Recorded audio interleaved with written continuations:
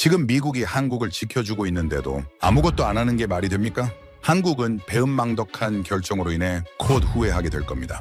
이란 전쟁의 장기화로 유가 폭등, 인플레이션 압박이 거세지자 미국 내부는 전쟁 피로감으로 인해 흔들리는 상황이었습니다. 그런데 그때 미국 대통령의 분노가 갑자기 한국을 향해 쏟아진 것. 그는 한국이 여전히 미국의 짐이라며 단정지었고 동맹국의 책임을 다하지 않는다면 보호는 더 이상 없을 것이라 경고했죠. 하지만 뜻밖에도 미 정치권 내부에서는 충격적인 역풍이 일어났는데요. 미 의원들은 물론 자국 정치인들의 손절이 이어지는 것이었죠. 한국을 계속해서 자극한다면 태평양 전체가 흔들릴 것이고 중동과 동북아 전체가 미국의 등을 돌리고 말 겁니다. 과연 미 의원들이 생각한 한국을 절대 압박하면 안 된다고 하는 이유는 무엇 때문이며 최악의 상황에 직면할 수 있다고 경고까지 하는 것이었을까요? 트럼프가 간과했던 한국의 진짜 가치를 지금 바로 낱낱이 공개하겠습니다. 이야기를 시작하기 앞서 사연 속의 제작에 힘이 되는 구독과 좋아요 부탁드립니다. 한국을 응원하신다면 대한민국 화이팅! 이라고 아래 댓글로 남겨주세요.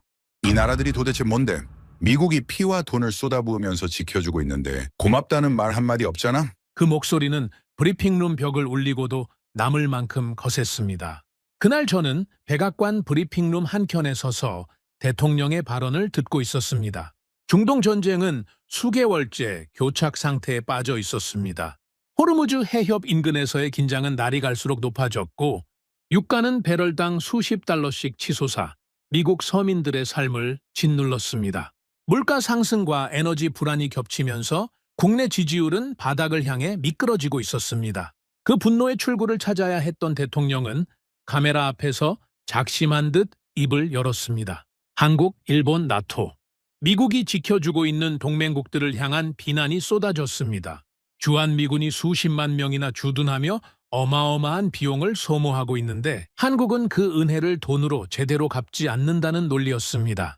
실제 숫자와는 차이가 있었지만 회견장 분위기는 검증을 허락하지 않았습니다. 쏟아지는 말들은 날카로웠고 기자들의 마이크는 그 말을 받아 전국으로 퍼뜨렸습니다. 그 순간 저는 속으로 강하게 고개를 끄덕이고 있었습니다. 맞습니다. 이게 진짜 문제였습니다. 미국이 그렇게까지 해주고 있는데 동맹국들은 미국 없이는 단 하루도 버티기 어려우면서 청구서 하나 제대로 치르지 않는다. 저는 그렇게 믿고 있었습니다. 제 아버지는 베트남 전쟁 참전 용사였습니다. 아버지가 가끔 꺼내던 이야기가 있었습니다. 미국은 세계를 지키기 위해 자국의 아들들을 보낸다. 그 희생으로 자유세계가 지탱된다. 어린 저는 그 말을 아무런 의심 없이 받아들였고 그 믿음이 결국 저를 외교 안보의 길로 이끌었습니다. 그래서 한국에 대해서도 제게는 굳건한 확신이 있었습니다. 한국은 미국이 지켜주는 나라다.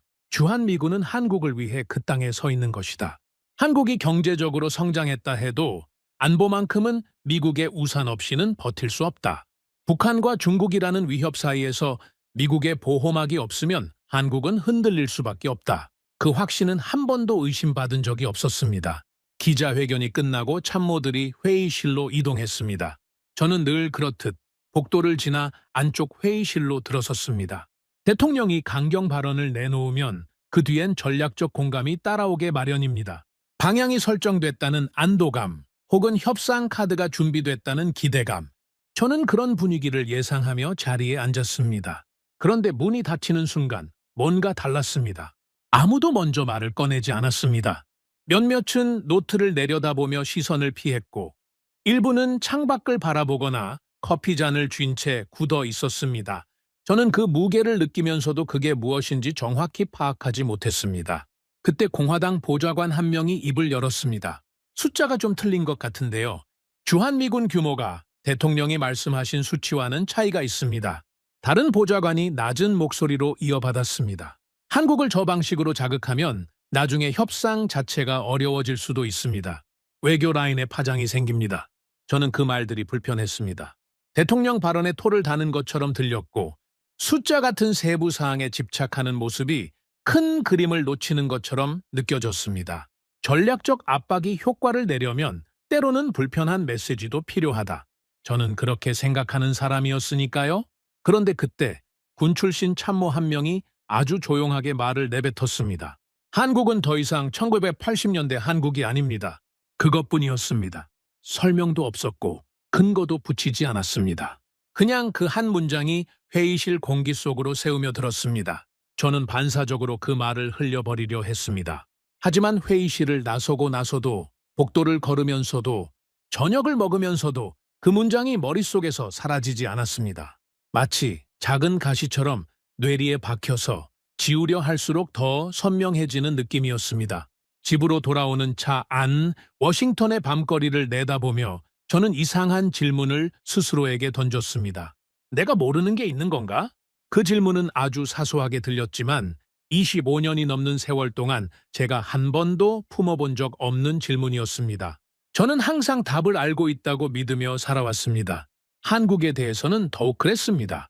주한미군이 무엇인지, 한반도가 미국에게 어떤 의미인지 전부 알고 있다고 생각했습니다. 결국 저는 새벽 2시가 넘어서야 국방부 지하 브리핑룸으로 향했습니다. 그곳에는 한국 관련 전략 자료와 주한미군 운용 보고서들이 있었습니다. 처음에는 그저 대통령 발언의 근거를 확인하려 했습니다. 숫자가 맞는지, 비용 분석이 제대로 반영됐는지를 확인하면 다시 확신을 가질 수 있을 거라 생각했습니다. 낡은 가죽 서류 가방을 내려놓고 두꺼운 파일을 꺼내 넘기기 시작했습니다. 하지만 서류를 펼치는 순간부터 제가 예상하지 못했던 문장들이 눈에 들어오기 시작했습니다. 주한미군은 한국 방어에만 국한되지 않는다. 이는 중국 견제, 일본 방어 지원, 인도태평양 전략의 핵심 전진 기지로서의 역할을 동시에 수행하며 대만 해협 유사시 초기 대응 역량의 핵심 축으로 기능한다. 저는 그 문장을 2번 읽었습니다. 그리고 3번 읽었습니다. 이건 제가 알고 있던 것과 달랐습니다. 아니, 정확하게는 어딘가에서 들어본 개념이기는 했습니다. 하지만 그 무게를 이렇게 냉정하게 명시해 놓은 보고서를 마주한 건 처음이었습니다. 주한미군이 한국을 지키기 위해 있다는 생각이 너무 당연했기 때문에 그것이 동시에 전혀 다른 목적을 수행하고 있다는 사실을 깊이 생각해 본 적이 없었던 겁니다. 보고서를 계속 넘겼습니다. 한반도 위기 발생 시 미국이 감당해야 할 추가 비용 분석이라는 항목이 나왔습니다. 그 아래에는 숫자들이 차갑게 나열되어 있었습니다. 병력 증파 비용, 항공모함 전단 파견 비용, 공급망 차질에 따른 경제적 손실 추정치. 한국이 스스로 긴장을 관리하지 못했을 때 미국이 직접 개입해야 하는 경우를 가정한 수치들이었습니다. 저는 빨간 펜을 들어 그 항목에 천천히 밑줄을 그었습니다. 이게 무슨 의미인가? 한국이 흔들리면 미국이 더 큰 비용을 치른다. 그렇다면 지금 한국이 자체적으로 버텨주고 있는 것이 실제로는 미국에게 이익이 된다는 말인가? 한국이 짐이라는 대통령의 논리는 반대로 한국이 없을 때 더 큰 짐이 생긴다는 계산을 빠뜨리고 있는 것인가? 새벽 3시가 넘도록 저는 자료에서 눈을 뗄 수가 없었습니다. 읽을수록 그림이 뒤집히는 느낌이었습니다. 보고서 곳곳에서 반복되는 문장들은 하나같이 한국을 보호 대상이 아니라 미국 전략을 지탱하는 축으로 묘사하고 있었습니다. 인도태평양이라는 거대한 판에서 한국은 미국이 앞으로 나아갈 수 있게 해주는 받침대처럼 그려져 있었습니다. 창밖에는 워싱턴의 야경이 잔잔하게 펼쳐져 있었습니다. 도시의 불빛이 흔들리지 않고 빛나는 그 풍경을 바라보며 저는 조용히 혼자 중얼거렸습니다. 정말 한국이 우리 짐인가? 그 순간 오래된 기억 하나가 느닷없이 떠올랐습니다. 몇 년 전 한국을 출장으로 방문했을 때 만났던 한국군 장성이 있었습니다. 그는 제가 건넨 미국 주도 안보 협력 이야기에 부드럽게 웃으며 이렇게 말했습니다. 미국이 우리를 지켜주는 시대는 끝나가고 있습니다. 이제 우리는 함께 싸우는 동맹입니다. 당시 저는 그 말을 외교적 수사 정도로 흘려들었습니다. 한국 측의 자존심 세우기라고 생각했습니다. 하지만 새벽 브리핑룸에서 그 말은 전혀 다른 무게로 돌아왔습니다. 저는 낡은 메모 수첩을 꺼내 짧게 한 줄 적었습니다. 어쩌면 우리가 한국을 잘못 보고 있었는지도 모른다. 그 문장을 쓰고 나서도 한동안 펜을 내려놓지 못했습니다. 손끝이 이상하게 무거웠습니다. 25년 동안 흔들린 적 없던 확신이 새벽 두꺼운 보고서 한 권 앞에서 처음으로 금이 가기 시작했습니다. 대통령 발언이 나온 다음 날 워싱턴 분위기는 제가 예측한 방향과 완전히 다르게 흘렀습니다. 민주당의 반발은 당연히 예상했습니다. 그건 늘 있는 일이었습니다. 진짜 충격은 공화당 내부에서 왔습니다. 군 출신 공화당 상원 의원 여러 명이 언론 인터뷰에 잇따라 등장해 우려를 표명했습니다. 전직 합참의장도 조심스럽지만 분명한 어조로 경고를 내놓았습니다. 그들의 말은 하나같이 비슷한 방향이었습니다. 동맹을 이렇게 흔드는 방식은 결국 미국 안보에 해가 된다. 저는 TV 앞에서 그 반응들을 지켜보며 점점 더 이상하다는 생각이 짙어졌습니다. 이들은 반미 성향이 아닙니다. 진보도 아닙니다. 평생을 미국 안보를 위해 헌신한 사람들입니다. 그런데 왜 하나같이 한국 문제에 이렇게 민감하게 반응하는 걸까요? 단순한 정치적 계산이 아니라 뭔가 제가 모르는 이유가 있는 건지 의문이 들었습니다. 그 의문을 아는 채 저는 국방부 내부 브리핑에 참석했습니다. 회의 주제는 겉으로는 동북아 안보 정세 분석이었지만 실질적으로는 전날 대통령 발언 이후의 전략 재검토에 가까웠습니다. 테이블 위에는 동북아 안보 지도와 주한미군 배치 자료가 펼쳐져 있었습니다. 좌석은 빈자리가 없었고 분위기는 조용하지만 팽팽했습니다. 브리핑을 주도한 장성은 바로 본론으로 들어갔습니다. 주한미군의 역할을 한국 방어로만 한정해서 보면 이 숫자가 부담으로 보일 수 있습니다. 하지만 전략 전체를 보면 완전히 달라집니다. 스크린에 인도태평양 지도가 펼쳐졌습니다. 주한미군 기지에서 뻗어나가는 작전 방향이 표시되었고 그것이 실질적으로 커버하는 지역이 화면을 가득 채웠습니다. 중국 동부 해안, 대만 해협, 일본 열도, 남중국해. 그 광대한 영역 전부가 그 반경 안에 들어와 있었습니다. 장성이 계속했습니다. 한국이 없으면 오키나와와 괌에 지금보다 훨씬 많은 병력과 장비를 추가 배치해야 합니다. 그리고 그것만으로도 지금 주한미군이 감당하는 역할을 대체하기 어렵습니다. 지리적으로 불가능에 가깝습니다. 저는 그 말을 들으며 가슴 한편이 서늘해지는 것을 느꼈습니다. 다음 슬라이드에는 비용 비교 자료가 등장했습니다. 현재 주한미군 운용 비용과 한국 없이 동일한 전략적 효과를 유지하기 위해 필요한 대체 비용, 두 숫자 사이의 간격이 생각보다 훨씬 컸습니다. 주한미군을 유지하는 비용이 대체 시나리오보다 압도적으로 낮았습니다. 다시 말해 미국은 한국에 주둔함으로써 전략적 효율을 극대화하고 있었다는 뜻이었습니다. 저는 빈 노트에 숫자를 옮겨 적었습니다. 손이 멈추질 않았습니다. 브리핑이 이어지는 가운데 한 장성이 테이블 너머로 시선을 옮기며 조용하지만 명확하게 말했습니다. 솔직하게 말씀드리겠습니다. 우리는 한국을 지켜주는 게 아닙니다. 한국이 있기 때문에 중국을 효과적으로 견제할 수 있는 겁니다. 회의실이 한 박자 멈췄습니다. 저는 그 말이 떨어진 순간 아무 말도 하지 못했습니다. 그 문장은 제가 한 번도 들어본 적 없는 말이 아니었습니다. 분명히 어딘가에서 읽었거나 흘려들었을 겁니다. 하지만 그 순간은 달랐습니다. 머릿속이 아니라 몸으로 받아들이는 충격이 있었습니다. 미국이 한국을 지켜주는 게 아니다. 한국이 있어서 미국이 전략적으로 유리한 위치에 있을 수 있다. 이 두 문장은 겉으로 비슷해 보이지만 전혀 다른 세계입니다. 전자는 시혜의 관계이고 후자는 이익의 관계입니다. 그리고 그 차이는 제가 지난 수십 년간 한국을 바라보던 방식 전체를 뒤집어 놓는 것이었습니다. 브리핑은 계속됐습니다. 한반도 유사 상황 발생 시 시뮬레이션 자료가 이어졌습니다. 한국이 없을 때 미국이 직접 동북아 방어를 맡아야 하는 경우를 가정한 시나리오였습니다. 숫자들은 차갑고 냉정했습니다. 동북아 해상 물류 차질, 반도체 공급망 붕괴, 일본 방어선 약화, 중국의 남해 진출 가속화, 이 요소들이 도미노처럼 연결되어 있었고 그 연쇄 충격의 끝에는 미국 경제에 대한 직접적인 타격이 적혀 있었습니다. 보고서 한 페이지에 이런 문장이 있었습니다. 한국의 불안정화는 미국의 인도태평양 전략 전체를 재설계해야 하는 상황을 유발하며 이 경우 미국이 부담해야 할 경제적 군사적 비용은 현재 주한미군 운용 비용의 수십 배에 달할 수 있다. 저는 그 문장을 읽고 멈췄습니다. 그리고 처음부터 다시 읽었습니다. 수십 배. 대통령은 한국이 미국의 짐이라고 했습니다. 하지만 보고서는 한국이 없을 때 미국이 짊어져야 할 짐이 수십 배 무거워진다고 말하고 있었습니다. 두 방향이 완전히 충돌하고 있었습니다. 브리핑이 끝나고 회의실을 나서는 동안 저는 사람들과 눈을 잘 맞추지 않았습니다. 그 숫자들이 너무 선명하게 눈에 남아 있었기 때문입니다. 복도를 걷는 발걸음이 이상하게 무거웠습니다. 창가에 서서 워싱턴 정형을 내려다보았습니다.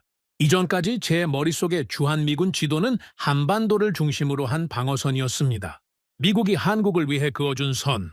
그런데 지금 다시 보이는 지도에서 그 선은 한반도를 훨씬 넘어 중국 해안과 대만과 일본 전체를 감싸고 있었습니다. 한국은 그 선의 중심에 있었습니다.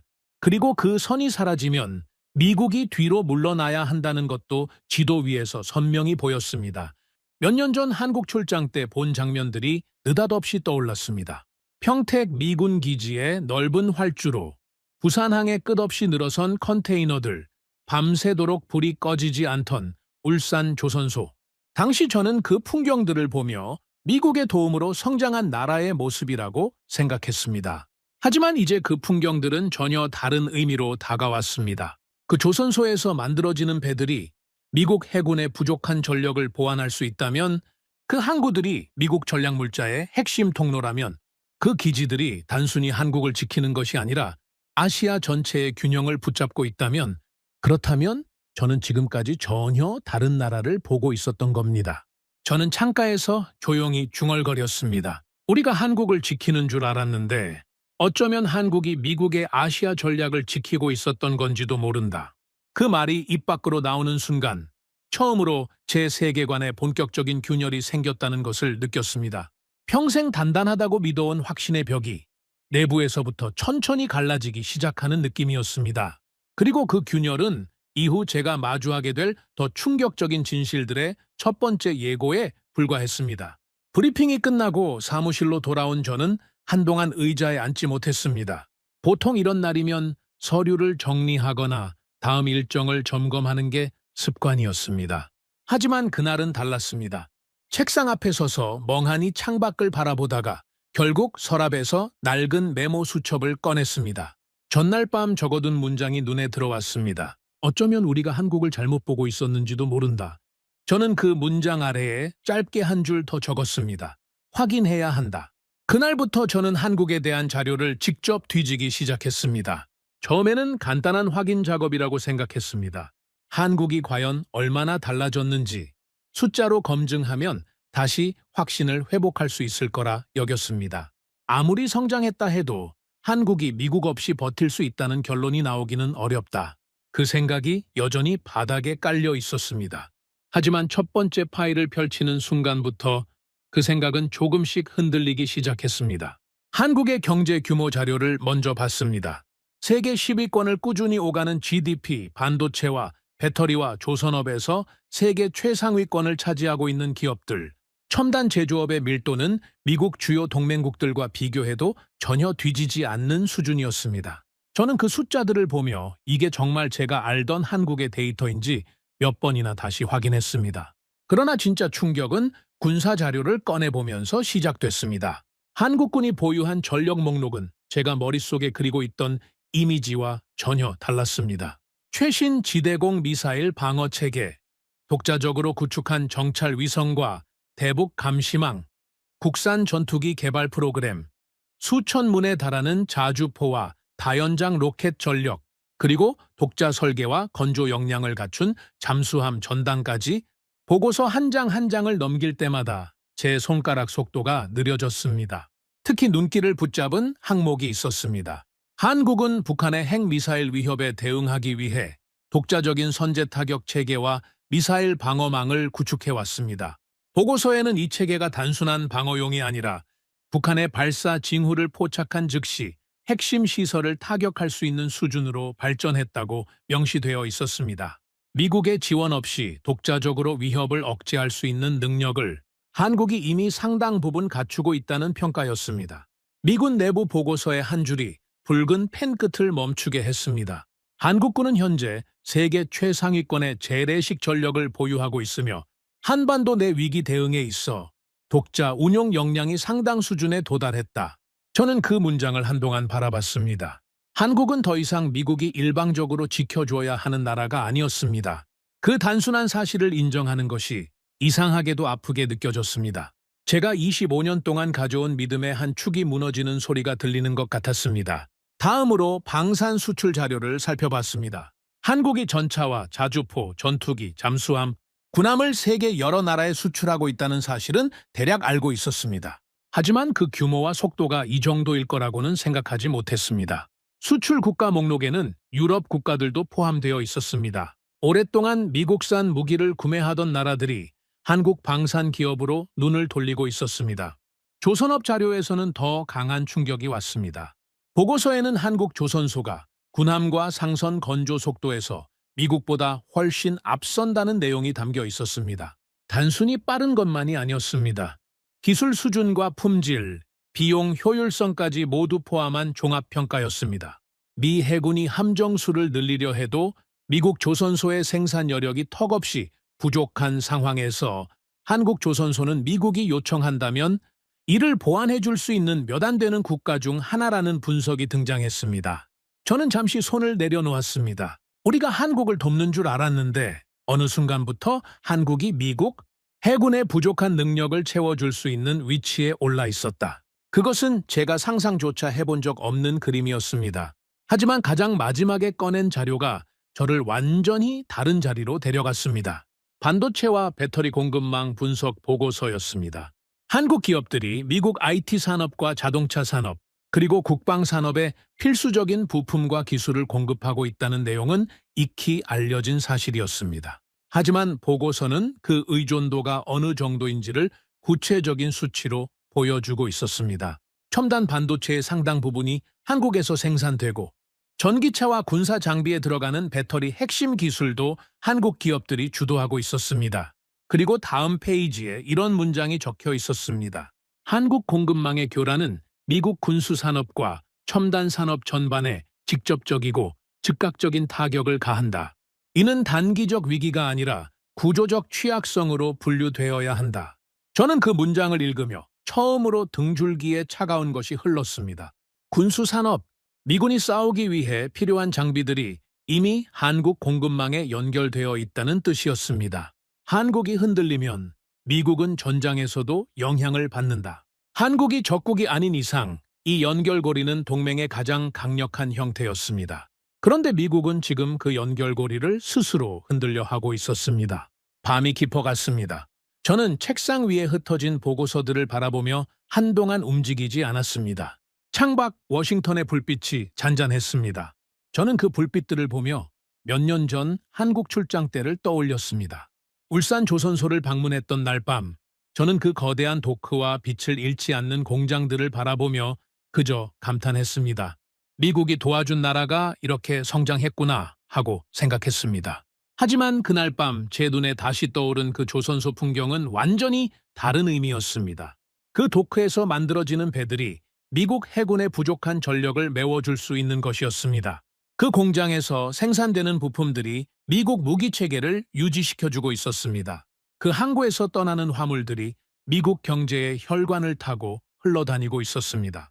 저는 손에 빨간 펜을 들고 메모 수첩에 천천히 적었습니다. 한국은 더 이상 우리가 지켜주는 나라가 아니다. 한국은 이미 우리와 같은 강대국의 언어를 쓰고 있었다. 그 문장을 쓰고 나서 펜을 내려놓는 손이 조금 떨렸습니다. 그것은 단순한 인정이 아니었습니다.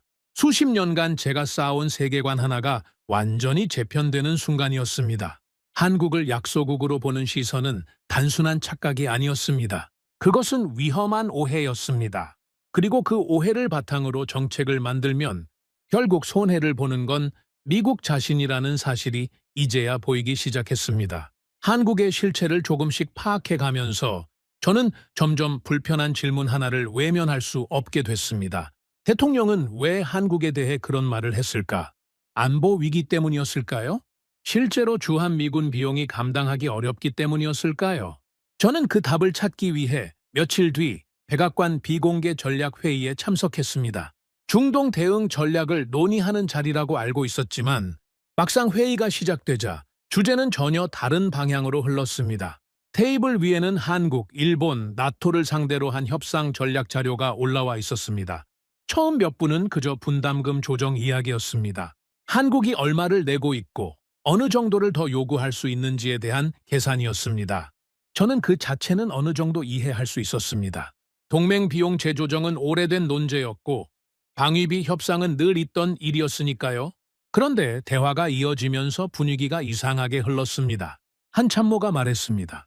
한국은 겁을 주면 결국 돈을 더 냅니다. 압박을 세게 가할수록 협상 결과가 좋았습니다. 주한미군 규모를 더 강하게 강조해야 합니다. 다른 참모가 맞장구를 쳤습니다.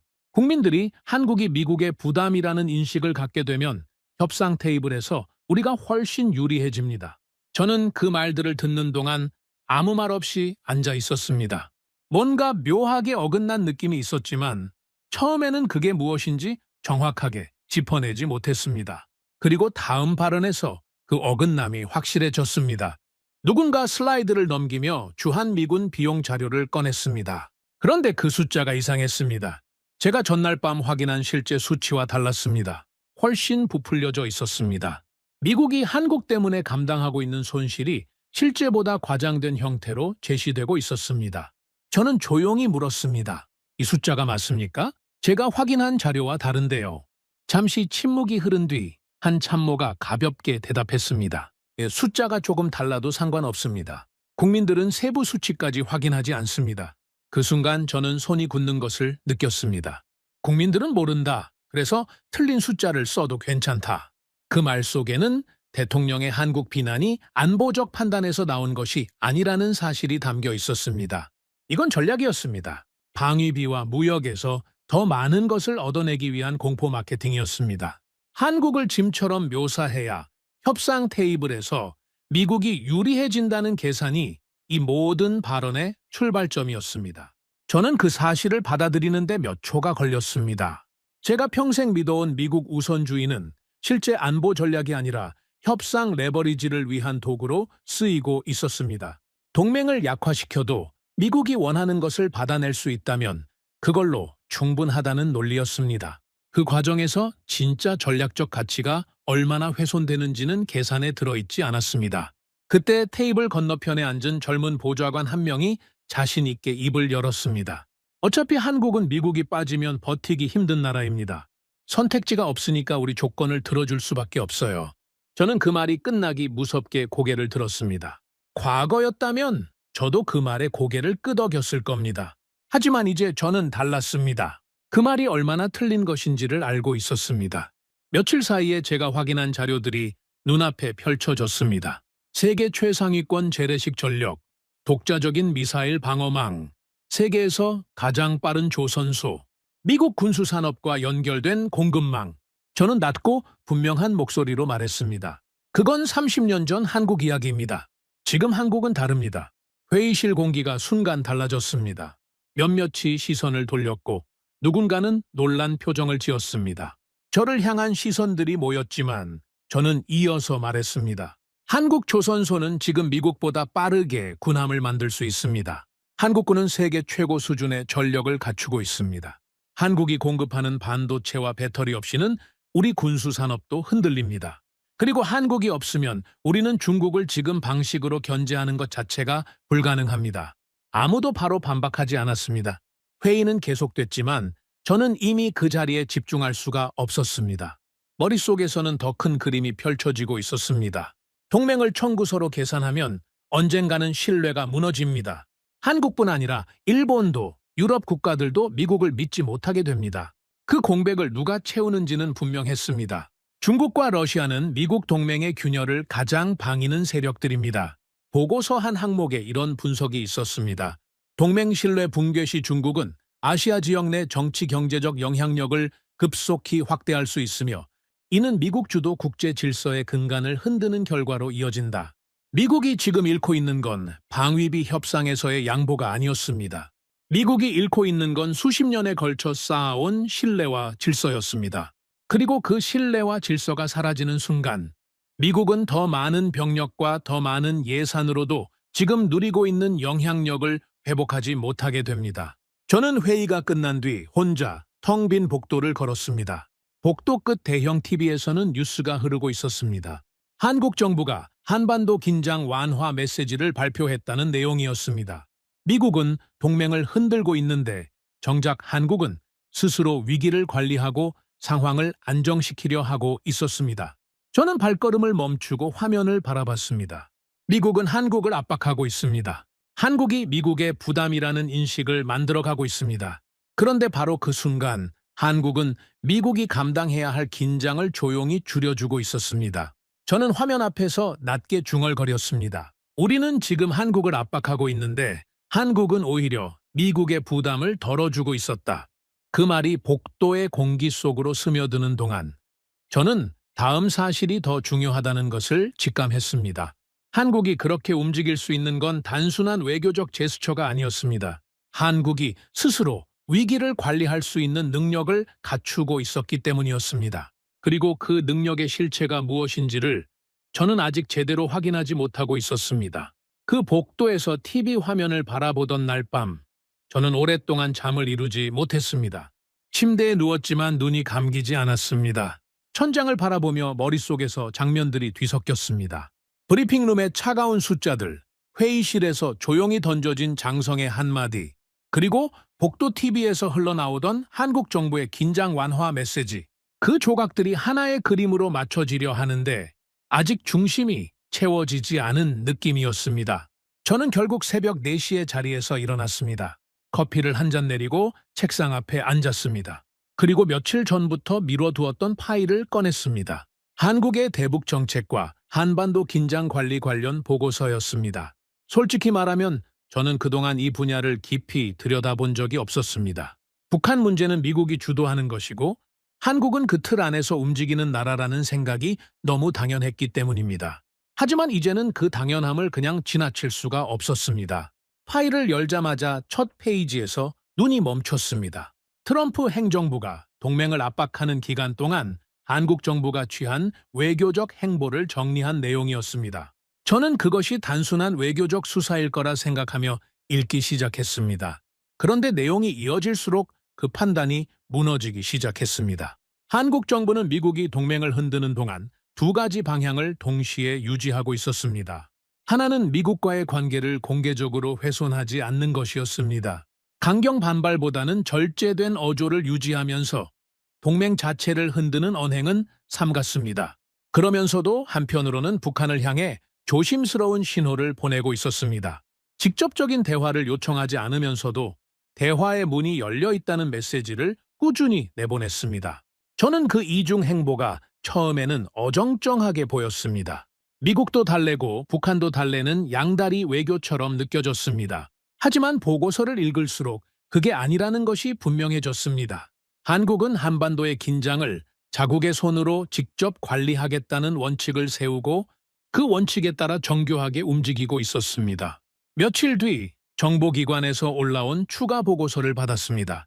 내용을 보는 순간 저는 손에 들고 있던 커피잔을 내려놓았습니다. 북한 고위층에서 한국 대통령에 대한 이례적인 평가가 나왔다는 내용이었습니다. 북한은 보통 한국 정부를 공개적으로 비난하거나 무시하는 방식을 택해왔습니다. 그런데 이번에는 달랐습니다. 한국 대통령을 솔직하고 대범한 인물로 언급했다는 내용이 보고서에 담겨 있었습니다. 그리고 더 충격적인 분석이 뒤를 이었습니다. 북한은 현재 미국보다 한국과의 직접 대화에 더 강한 의지를 보이고 있다. 저는 그 문장을 몇 번이나 반복해서 읽었습니다. 평생 저는 북한 문제는 미국이 주도해야 한다고 믿어왔습니다. 북한을 움직일 수 있는 것은 미국의 압박과 협상 능력이고 한국은 그 과정에서 보조적인 역할을 하는 나라라고 생각해왔습니다. 그것이 한반도 외교의 기본 구도라고 저는 확신했습니다. 하지만 보고서가 말하는 현실은 달랐습니다. 북한의 시선에서 볼 때 한국은 더 이상 미국의 그림자 뒤에 서 있는 나라가 아니었습니다. 한국은 독자적인 목소리와 판단을 가진 대화 상대였습니다. 그리고 북한은 그것을 알고 있었습니다. 오히려 미국이 협상 테이블에서 압박 카드를 꺼내는 동안 한국은 조용히 다른 채널을 열어두고 있었습니다. 저는 오래된 메모 수첩을 꺼내 천천히 적었습니다. 한반도를 가장 잘 아는 건 결국 한국이다. 그 문장을 쓰고 나서 한동안 수첩을 내려다봤습니다. 당연한 말처럼 들릴 수 있었습니다. 하지만 저에게는 그 당연한 말을 이제야 처음으로 진심으로 쓴다는 것이 이상하게 무겁게 느껴졌습니다. 그리고 그 다음 보고서가 또 다른 충격을 가져왔습니다. 한국군의 대북 감시 및 위기 대응 체계에 관한 분석 자료였습니다. 한국은 이미 독자적인 정보 자산을 통해 북한의 동향을 실시간으로 파악하고 있었습니다. 군사위성, 정찰기, 지상 감시망이 촘촘하게 엮여 있었고 북한의 미사일 발사 징후부터 내부 동향까지 상당 부분을 자체적으로 수집하고 분석하는 역량을 갖추고 있었습니다. 보고서에는 이런 표현이 있었습니다. 한국군의 대북 정보 수집 역량은 주한 미군과의 공조 없이도 독자적으로 운용될 수 있는 수준에 근접해 있으며 위기 초기 대응에 있어 미국의 개입을 기다릴 필요 없이 독립적 판단과 조치가 가능하다. 저는 그 문장을 읽으며 이상한 감정이 밀려왔습니다. 안도인지 충격인지 정확하게 구분하기 어려웠습니다. 한국이 그 정도 역량을 갖추고 있다는 사실은 어떤 면에서는 좋은 소식이었습니다. 미국이 모든 것을 감당하지 않아도 된다는 의미였으니까요. 하지만 다른 면에서는 제 자존심의 어느 부분이 긁혔습니다. 우리가 필요하다고 생각해왔는데 어쩌면 한국은 이미 우리 없이도 움직일 준비를 맞춰가고 있었던 건 아닐까. 그 생각이 불편했습니다. 하지만 불편하다고 사실이 바뀌지는 않았습니다. 가장 마지막으로 확인한 자료는 한국이 한반도 긴장을 실제로 관리하면서 미국에게 돌아간 반사익에 관한 내용이었습니다. 한국이 긴장을 조율하고 상황을 안정시키는 동안 미국은 동북아에 추가 전력을 투입하지 않아도 됐습니다. 항공모함 전단을 급파하거나 병력을 증강 배치하는 상황이 발생하지 않았고 그 덕분에 미국은 중동 문제와 중국 견제에 훨씬 더 집중할 수 있었습니다. 미 국방부 내부 문서에는 이 기간 동안 동북아 관련 예산 소모가 현저히 줄어들었다는 내용이 담겨 있었습니다. 저는 그 숫자들을 보며 처음으로 분명하게 인정했습니다. 한국은 미국의 짐이 아니었습니다. 한국은 미국이 감당해야 할 무게를 대신 들고 있는 나라였습니다. 미국이 두 손으로 다른 일을 할 수 있게 해주는 존재였습니다. 그날 밤 저는 늦게까지 집무실에 남아 있었습니다. 한반도 위성사진이 담긴 모니터를 바라보면서 비무장지대를 따라 표시되어 있던 붉은 위험 수치들이 조금씩 낮아지고 있는 것을 확인했습니다. 한국의 외교 행보가 실제로 효과를 내고 있다는 시각적인 증거였습니다. 저는 조용히 커피잔을 내려놓고 중얼거렸습니다. 우리가 한국을 지켜주는 게 아니라 한국이 미국이 감당해야 할 전쟁 하나를 막아주고 있었구나. 그 말이 입에서 나오는 순간 저는 다음에 확인해야 할 질문이 무엇인지를 알았습니다. 한국이 실제로 막아주고 있는 그 전쟁이 터졌을 때 미국은 과연 감당할 수 있을까? 그 질문이 다음 며칠간 저를 잠 못 들게 할 것이었습니다. 중동 상황이 다시 한번 악화됐습니다. 호르무즈 해협 인근에서 민간 유조선 두 척이 공격을 받았고 국제 유가는 하루 만에 가파르게 치솟았습니다. 미 해군은 즉각 대응 태세를 강화했고 워싱턴 안보 라인 전체가 다시 비상 모드로 돌아갔습니다. 저는 그 상황을 보고받으며 그것이 이미 예상된 수순이라는 생각을 했습니다. 중동은 늘 그랬습니다. 그런데 바로 그 다음 날 예상하지 못한 회의가 소집됐습니다. 국방부 주관의 비상 시뮬레이션 회의였습니다. 주제는 짧고 냉혹했습니다. 중동 분쟁 지속 중 북한 도발 발생 시 미국의 대응 가능성. 저는 그것이 단순한 가정 시나리오라고 생각하며 자리에 앉았습니다. 이런 종류의 시뮬레이션은 정기적으로 열리는 것이고 저도 수십 번 참석해본 형식이었습니다. 하지만 브리핑이 시작되면서 그날은 달랐습니다. 첫 번째 슬라이드가 뜨는 순간 저는 표정을 관리해야 했습니다. 스크린에는 중동과 한반도가 동시에 붉게 표시된 지도가 펼쳐져 있었습니다. 실시간 상황처럼 구성된 그 장면에서 호르무즈 해협과 한반도 서해가 동시에 위험구역으로 지정되어 있었습니다. 그리고 그 두 지점 사이를 미국의 항공모함과 전략, 자산들이 어떻게 커버해야 하는지를 보여주는 배치도가 이어졌습니다. 브리핑 장교가 천천히 말했습니다. 현재 미국의 가용 항공모함 전단과 신속 대응 병력 규모를 기준으로 할 때 중동 상황이 고조된 상태에서 한반도에 추가 위기가 발생할 경우 두 정우를 동시에 완전히 커버하는 것은 사실상 불가능합니다. 회의실이 조용해졌습니다. 저는 그 침묵의 무게를 느꼈습니다. 오랜 세월 워싱턴에서 일하면서 많은 회의를 겪어봤습니다. 하지만 이렇게 냉정하게 미국이 감당하지 못할 수 있다는 사실이 공식 브리핑 자료에 명시된 것은 흔한 경험이 아니었습니다. 시뮬레이션은 계속됐습니다. 호르무즈 해협 봉쇄가 이어지는 상황에서 북한이 중거리 미사일을 발사하는 시나리오가 펼쳐졌습니다. 미국은 즉각 한반도 쪽으로 전략 자산을 움직여야 했지만 중동의 상황이 악화되면서 병력을 분산시킬 수 없는 딜레마에 빠졌습니다. 그 사이 중국 해군이 대만 해협에서 이례적인 기동을 시작했습니다. 세 개의 위기가 동시에 맞물리면서 미국의 대응 체계가 순서를 잃기 시작했습니다. 화면 속 시나리오는 가정이었지만 그것이 충분히 현실이 될 수 있다는 사실은 가정이 아니었습니다. 이어지는 분석 자료에서 저는 처음으로 양면 전쟁 불가 판정이라는 표현을 만났습니다. 냉전 시절 미국은 두 개의 전쟁을 동시에 치를 수 있는 능력을 유지해야 한다는 원칙 아래 전략을 짜왔습니다. 그것이 미국 패권의 상징이기도 했습니다. 하지만 보고서는 그 원칙이 이미 현실에서 멀어졌다는 것을 명확하게 기술하고 있었습니다. 예산 감축, 조선업 기반 약화, 장기 분쟁으로 소모된 병력 자원, 이 세 가지가 맞물리면서 미국은 더 이상 예전처럼 두 개, 전선에서 동시에 최적 전력을 투사할 수 없게 됐다는 것이었습니다. 그 다음 장이 더 구체적이었습니다. 한반도 위기 발생 시 미국이 한국의 독자 대응 능력에 기댈 수 없을 경우 즉각 투입해야 하는 추가 병력과 장비 목록이 나열되어 있었습니다. 수십만 명의 병력 증파, 최소 2개 항공모함 전단 추가 배치, 공군 전략자산 전개, 그리고 이를 지원하기 위한 보급망 확보 비용까지 포함한 숫자는 천문학적이었습니다. 반면 한국이 자체적으로 긴장을 억제하고 위기를 관리해 줄 경우 미국이 절감할 수 있는 비용과 전력, 여유분이 얼마인지도 표로 정리되어 있었습니다. 두 칸의 수치 차이는 압도적이었습니다. 한국이 버텨주는 것이 미국에게 얼마나 큰 전략적 이익인지를 숫자가 직접 말해주고 있었습니다. 저는 그 표를 바라보며 오랫동안 시선을 옮기지 못했습니다. 그동안 저는 미국이 한국에게 안보를 제공한다고 생각해왔습니다.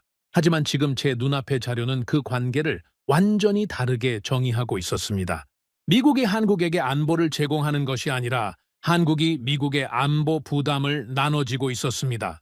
그 차이는 작아 보이지만 전략을 설계하는 방식 자체를 바꿔놓는 것이었습니다. 브리핑 마지막 장에 다다랐을 때 저는 자신도 모르게 몸이 앞으로 기울었습니다. 한 줄짜리 결론 문장이 페이지 하단에 적혀 있었습니다. 글씨는 크지 않았지만 저에게는 그것이 회의실 전체에서 가장 크게 보였습니다. 한국의 안정은 미국의 선택이 아니라 생존 조건이다. 저는 그 문장을 한참 바라봤습니다. 선택이 아니라 생존 조건. 대통령은 한국이 미국의 리스크라고 했습니다. 하지만 이 문장은 정반대를 말하고 있었습니다. 한국이 없는 것이 리스크가 아니라 한국이 흔들리는 것이 미국의 생존을 위협하는 조건이 된다는 것이었습니다. 그 논리는 차갑고 명확했습니다. 감정이 아니라 계산에서 나온 결론이었습니다. 저는 그 결론이 올바르다는 것을 알았습니다.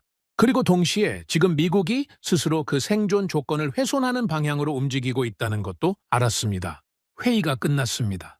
사람들이 하나둘 자리에서 일어나 짐을 챙겼습니다. 저는 가장 마지막으로 자리에서 일어났습니다. 서류 가방을 들고 회의실을 나서면서 복도 끝 대형 스크린에 한반도와 중동 지도가 동시에 떠 있는 것을 봤습니다. 두 지역이 나란히 붉게 표시된 그 화면이 브리핑룸에서 본 시뮬레이션 슬라이드와 겹쳐 보였습니다. 저는 잠시 발걸음을 멈추고 그 화면을 바라봤습니다. 미국은 두 개의 전쟁을 동시에 치를 수 없습니다. 그 사실이 이미 보고서에 명시됐습니다. 그렇다면 한국이 한반도의 긴장을 스스로 관리해주지 않는다면 미국은 중동과 한반도 중 하나를 포기하거나 두 곳 모두에서 충분하지 않은 대응을 해야 하는 상황에 처하게 됩니다. 그 어느 쪽도 미국이 원하는 결과가 아니었습니다. 저는 낮게 중얼거렸습니다. 우리는 한국을 지켜주는 줄 알았지만 사실 한국은 미국이 무너지지 않도록 버텨주는 마지막 방파제였다. 그 말이 복도의 공기 속으로 새우며드는 동안 저는 한 가지를 결심했습니다. 이 사실을 가슴속에만 담고 있을 수 없었습니다. 워싱턴 안에서 한국을 압박하는 논리가 여전히 힘을 얻고 있었습니다. 동맹을 비용으로만 계산하는 시각이 정책 결정 테이블에서 점점 더 목소리를 높이고 있었습니다. 누군가는 분명하고 공식적인 자리에서 이 사실들을 말해야 했습니다. 그 누군가가 저여야 한다고 생각하는 데는 그리 오랜 시간이 걸리지 않았습니다. 의회 비공개 보고를 준비하는 사흘 동안 저는 거의 잠을 자지 못했습니다. 책상 위에는 보고서들이 쌓여 있었습니다. 군사력 자료, 방산 수출 현황, 반도체와 배터리 공급망 분석, 양면 전쟁 시뮬레이션 결과, 한국의 대북 관리 역량 평가, 지난 몇 주 동안 제가 파헤쳐온 자료들이 두꺼운 묶음을 이루고 있었습니다. 저는 그것들을 밤마다 다시 읽으며 순서를 정리했습니다. 어떤 내용을 먼저 말해야 가장 효과적으로 전달될지를 계속 고민했습니다. 과거 같으면 이런 자리에서 저는 한국이 얼마나 미국에 의존하는지를 설명했을 겁니다. 방위비 분담금의 적정 수준을 논하고 동맹국의 기여도를 수치로 따지고 미국이 얼마나 많은 것을 제공하는지를 강조했을 겁니다. 하지만 이번에 저는 반대 방향에서 시작하기로 했습니다. 미국이 한국 없이 얼마나 위험해지는지를 말하는 것. 그것이 제가 지난 몇 주 동안 자료를 통해 배운 가장 핵심적인 진실이었습니다. 보고 당일 아침, 저는 평소보다 일찍 국회의사당 쪽으로 향했습니다. 비공개 보고실 앞에는 이미 여러 명의 보좌관들이 서성이고 있었습니다. 저는 짧게 인사를 나누고 자리를 잡았습니다. 테이블 맞은편에는 상하원 안보위원회 소속 의원들이 착석해 있었습니다. 그중 몇몇은 제가 얼굴을 아는 사람들이었고 몇몇은 처음 보는 얼굴이었습니다. 회의실 분위기는 시작 전부터 날카로웠습니다. 한 의원이 자리에 앉으면서 옆 보좌관에게 작게 말하는 것이 들렸습니다. 또 한국 비용 이야기하러 온 거 아니냐. 저는 그 말을 들었지만 표정을 바꾸지 않았습니다. 오히려 그 한마디가 오늘 이 자리가 얼마나 필요한지를 확인시켜줬습니다. 보고가 시작됐습니다. 저는 첫 슬라이드를 넘기며 입을 열었습니다. 오늘 제가 드릴 말씀은 한국이 미국에게 얼마나 비용을 부담시키는가가 아닙니다. 한국이 없을 때 미국이 치러야 할 비용이 얼마인가입니다. 회의실이 조용해졌습니다.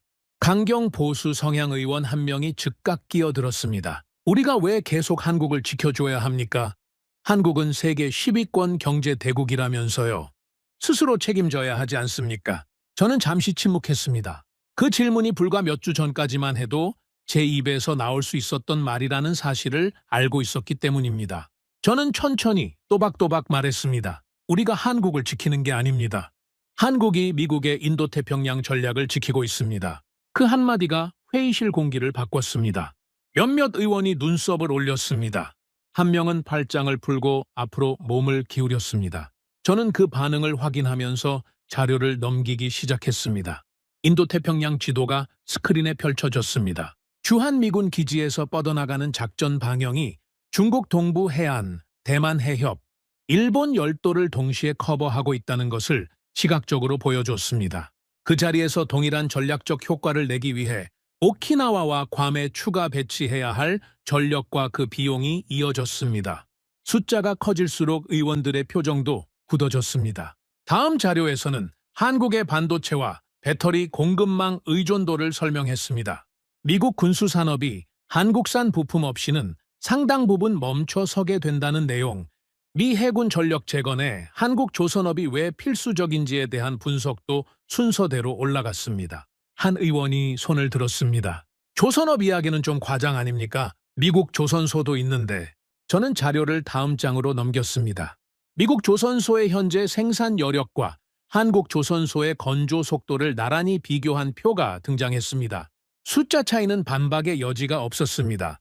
미국 조선소는 현재 수요를 맞추지 못하고 있습니다. 한국 조선소 없이 미 해군의 함정수를 중국 해군과 경쟁 수준으로 유지하는 것은 현실적으로 가능하지 않습니다. 의원이 더 말을 잇지 않았습니다. 양면 전쟁 시뮬레이션 결과가 나왔을 때 회의실은 가장 조용해졌습니다. 중동과 한반도가 동시에 불안정해질 경우 미국이 감당해야 할 규모와 한국이 한반도를 자체적으로 관리해줬을 때 미국이 얼마나 많은 자원을 절감할 수 있는지가 나란히 제시됐습니다. 저는 마지막 슬라이드를 띄웠습니다. 한반도 지도와 주한미군 기지 위치가 나타났습니다. 저는 잠시 말을 멈추고 그 지도를 바라봤습니다. 그리고 천천히 입을 열었습니다. 한국이 흔들리면 일본이 흔들립니다. 일본이 흔들리면 대만이 흔들립니다. 그 순간 미국의 태평양 전략은 처음부터 다시 설계해야 합니다. 아무도 말하지 않았습니다. 저는 그 침묵 속에서 마지막 문장을 말했습니다. 한국은 더 이상 미국이 지켜줘야 하는 나라가 아닙니다. 한국은 미국이 반드시 붙잡아야 하는 전략 자산입니다. 보고가 끝난 뒤 의원들이 천천히 자리에서 일어났습니다. 몇 명은 아무 말 없이 나갔고 몇 명은 주변 보좌관들과 낮은 목소리로 뭔가를 주고받았습니다. 그리고 한 의원이 자료 묶음을 손에 쥔 채 제게 다가왔습니다. 정말 한국이 그 정도입니까? 저는 그 질문을 듣는 순간 묘한 기분이 들었습니다. 몇 주 전 저도 똑같은 의문을 품었던 사람이었으니까요. 저는 짧게 대답했습니다. 저도 처음에는 몰랐습니다. 그게 문제입니다. 또 다른 의원이 옆에서 말했습니다. 우리가 한국을 너무 당연하게 여겼던 것 같군요. 저는 고개를 끄덕였습니다. 그리고 덧붙였습니다. 당연하게 여기는 순간 잃기 시작합니다. 회의실을 나서며 저는 창밖 국회의사당 야경을 잠시 바라봤습니다. 불빛이 고요하게 빛나고 있었습니다. 저는 낮게 중얼거렸습니다. 한국을 잃는 순간 미국은 아시아를 잃는다. 그리고 마음속으로 마지막 결론을 내렸습니다. 대통령이 틀렸습니다. 한국은 짐이 아니라 미국이 가장 먼저 지켜야 할 카드였습니다. 의회 보고가 끝나고 며칠이 지났습니다. 그 사이 워싱턴 안에서는 조용한 파장이 일었습니다. 비공개 자리였지만 소문은 흐르는 법입니다. 제가 한국의 전략적 가치를 공개적으로 변호했다는 이야기가 몇 개의 채널을 통해 퍼져나갔습니다. 일부 언론에서는 강경보수 진영 내부에서 동맹 문제를 놓고 시각 차이가 생겼다는 분석이 나왔습니다. 그리고 며칠 뒤 언론 인터뷰 요청이 들어왔습니다. 저는 처음에 망설였습니다. 공개 발언은 비공개 보고와 다릅니다. 한 번 말하면 되돌릴 수 없고 파장도 훨씬 크게 퍼집니다. 트럼프 진영 일부와의 관계도 생각해야 했습니다. 저는 오랫동안 그 진영 안에서 일해온 사람이었습니다. 하지만 망설임은 오래가지 않았습니다. 당시 워싱턴 언론과 정치권에서는 한국이 미국의 부담이라는 프레임이 점점 더 강하게 퍼지고 있었습니다. 방위비 압박의 관세 문제까지 겹치면서 한국을 미국의 짐으로 묘사하는 논조가 일부 보수 미디어에서 힘을 얻고 있었습니다. 그 흐름을 이대로 두면 언젠가 정책에 반영되는 날이 올 것이었습니다. 저는 그것이 미국에게 재앙이 될 수 있다는 것을 알았습니다. 인터뷰는 주요 시사 프로그램 생방송으로 진행됐습니다. 스튜디오에 들어서면서 저는 낡은 가죽 서류 가방을 의자 옆에 내려놓고 자리에 앉았습니다. 조명이 환하고 카메라가 가깝게 느껴졌습니다. 저는 숨을 고르며 지난 몇 주 동안 확인한 자료들을 머릿속에서 한 번 더 정리했습니다. 진행자가 카메라를 향해 인사를 마치고 저에게 첫 번째 질문을 던졌습니다. 로버트 전 차관보님, 현 행정부는 한국이 미국의 부담이라고 말합니다. 어떻게 생각하십니까? 저는 잠시 침묵했습니다. 그 침묵은 답을 모르기 때문이 아니었습니다. 이 말을 어떤 방식으로 꺼내야 가장 정확하게 전달될지를 마지막으로 확인하는 순간이었습니다. 저는 천천히 또박또박 말했습니다. 아닙니다. 한국은 미국이 가진 가장 저평가된 전략 자산입니다. 진행자가 눈썹을 올렸습니다. 저는 멈추지 않았습니다. 동맹을 비용으로만 계산하는 순간 미국은 돈보다 더 중요한 것을 잃기 시작한다는 이야기를 이어갔습니다. 신뢰, 질서, 그리고 영향력, 이 세 가지는 예산을 늘린다고 회복되는 것이 아닙니다. 한 번 무너지면 다시 쌓는데 수십 년이 걸립니다. 진행자가 끼어들었습니다. 하지만 한국이 방위비를 충분히 부담하지 않는다는 지적도 있지 않습니까? 저는 고개를 저었습니다. 방위비 숫자만 보면 그렇게 보일 수 있습니다. 하지만 한국이 한반도 긴장을 스스로 관리함으로써 미국이 절감하는 비용은 그 숫자의 수십 배입니다. 한국이 없다면 미국은 지금보다 훨씬 많은 병력을 동북아에 쏟아부어야 하고 그 비용은 어떤 방위비 분담금보다 큽니다. 게다가 한국 기업들이 공급하는 반도체와 배터리 없이는 미국 군수산업 자체가 흔들립니다. 스튜디오 안이 조용해졌습니다. 저는 계속했습니다. 주한미군은 한국을 위한 시해가 아닙니다. 그것은 미국이 중국을 견제하고 일본을 보호하고 대만 해협을 안정시키기 위한 가장 효율적인 전진기지입니다. 한국이 그 기지를 제공하고 그 주변 여건을 안정시켜주고 있기 때문에 미국의 전략이 작동할 수 있는 겁니다. 진행자가 잠시 말을 잃었습니다. 그렇다면 현 행정부의 접근 방식은 잘못된 겁니까? 저는 그 질문 앞에서 한 박자를 뒀습니다. 저는 한때 대통령과 똑같이 생각했습니다. 한국은 미국이 지켜줘야 하는 나라라고 믿었습니다. 동맹도 결국 비용이고 미국이 더 많은 것을 받아야 한다고 생각했습니다. 하지만 이제 저는 그 생각이 얼마나 위험한 착각이었는지를 압니다. 저는 잠깐 숨을 고르고 이어갔습니다. 한국이 흔들리면 일본이 흔들리고 일본이 흔들리면 대만이 흔들립니다. 그 순간 미국의 태평양 전략 전체가 처음부터 다시 설계되어야 합니다. 그 비용과 충격이 어느 정도인지는 이미 계산이 나와 있습니다. 그것은 방위비 협상에서 받아낼 수 있는 어떤 금액과도 비교가 되지 않습니다. 진행자가 마지막 질문을 던졌습니다. 그렇다면 미국은 한국을 어떻게 대해야 한다고 생각하십니까? 저는 천천히 대답했습니다. 한국을 보호 대상으로 보는 시선을 버려야 합니다. 한국은 미국과 함께 세계 질서를 지킬 수 있는 몇 안 되는 나라 중 하나입니다. 우리는 한국을 붙잡아야 하는 게 아니라 한국과 어깨를 나란히 해야 합니다. 인터뷰가 끝났습니다. 조명이 꺼지고 스태프들이 움직이기 시작했습니다. 저는 마이크를 내려놓고 천천히 자리에서 일어났습니다. 서류 가방을 집어들고 스튜디오 밖으로 걸어 나오면서 지난 몇 주 동안의 장면들이 빠르게 스쳐 지나갔습니다. 새벽 2시에 국방부 브리핑룸, 빨간 펜으로 밑줄을 그었던 보고서의 문장들, 장성이 던진 조용한 한마디, 복도 TV에서 흘러나오던 한국의 긴장 완화 메시지, 의회 보고실에서 굳어졌던 의원들의 표정들, 그 모든 것이 하나의 선으로 이어졌습니다. 밖으로 나오니 늦은 밤에 워싱턴이 펼쳐져 있었습니다. 차갑고 맑은 공기가 얼굴에 닿았습니다. 저는 걸음을 멈추고 멀리 보이는 국회의사당 불빛을 바라봤습니다. 도시는 고요했고 불빛은 흔들리지 않았습니다. 저는 낡은 메모 수첩을 꺼내 마지막 문장을 적었습니다. Korea is not America's risk. Korea is America's shield. 수첩을 덮고 천천히 고개를 들었습니다. 그리고 아주 조용하게 마지막으로 혼자 중얼거렸습니다. 우리가 아직도 한국을 모른다면 위험한 건 한국이 아니라 미국이다. 여러분은 이 이야기를 읽으면서 어떤 감정이 드셨나요? 한국은 세계 10위권 경제 대국이자 세계 최상위권 재래식 군사력을 갖춘 나라이며 반도체, 배터리, 조선업에서 전 세계 공급망의 핵심 축을 담당하고 있는 스스로 한반도의 평화를 지켜가는 자랑스러운 나라입니다. 구독과 좋아요로 응원해 주시면 더욱 재미있는 이야기로 찾아뵙겠습니다. 해외 감동 사연을 소개해드리는 스페셜 코리아였습니다. 감사합니다.